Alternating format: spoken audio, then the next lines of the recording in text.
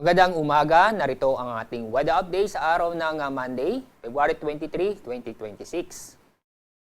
Ang shear line ay kasalukuyan naapektuhan ang silangang bahagi ng Southern Luzon at ng Visayas. Samantala, yung amihan, kasalukuyan mahinang epekto nito kung saan naapektuhan ang nalabing bahagi ng Luzon. At yung easterlies, ito yung mainit na hangin na kung saan nagdadala ito ng malinsangan na panahon. Kung saan naapektuhan ang malaking bahagi ng Mindanao. At sa mga oras ito, wala po tayo na monitor o binabantayang bagyo o low pressure area sa loob at sa labas ng ating Philippine Area of Responsibility. At sa susunod ng 2 hanggang 3 araw, itong mahinang amihan ay patuloy na hihina ito.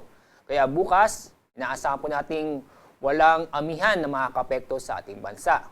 Samantala, yung easterlies ay inaasahan po natin na magpapatuloy ang makakapekto sa ating bansa. At sa susunod ng mga araw, wala tayong inaasahang LPA o bagyo na makakapekto sa ating bansa.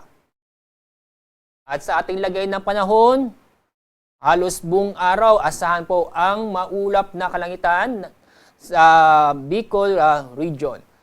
Asahan ang kalat-kalat ng pag-ulan at may kasamang thunderstorm sa mga lalawigan ng Albay, Sorsogon at Masbate.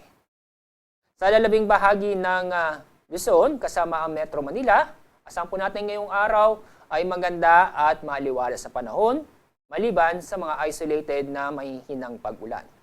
At dako tayo sa lalabing bahagi ng ating bansa. Maulap na kalangitan na may mga kalat-kalat na pag-ulan at thunderstorm sa Eastern Visayas at kasama na rin ang buong Mindanao. Kaya sa mga kababayan po natin, sa mga nabanggit na lugar, mag-ingat at maging alerto dahil sa mga pag-ulan nito na posibleng magdulot ng pagbaha o pagguho ng lupa. Wala tayong gale warning ngayong araw, ibig sabihin wala tayong inaasahang matataas ng alon.